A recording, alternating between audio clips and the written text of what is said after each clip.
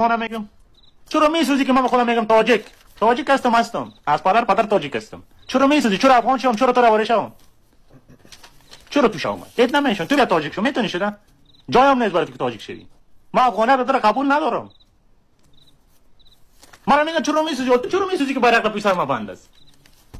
تو چرا در میگیری که من خودت تاجیک میگم؟ تو چرا در میگیری که ازبک امروز خسته میگه من ازبک هستم من افغان نیستم؟ تو چرا در میگیری که هزاره میگه من هزاره هستم؟ بگو چرا در میگیری؟ من چرا در میگیرم؟ در خود تو گرفتی؟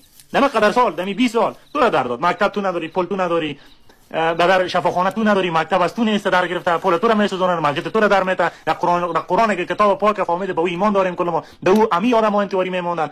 مرا در داد یا تو را در داد بدبخت؟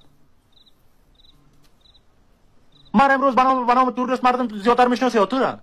نام مرا زیاد بد کردی یا نام تو را؟ حالا امروز نام کی رو طالب بد کرده؟ Are you Afghan? بله. و بچه look like آقای تاجیک هستن نمیبینید؟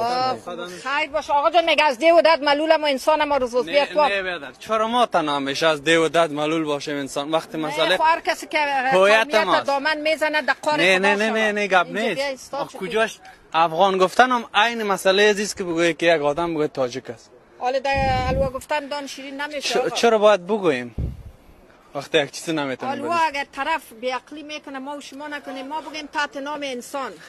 نه بیادر ما هم انسان هستیم هم تاجیک هستیم هم از هر هویت ها از خود معنا و مفهوم خاص داره.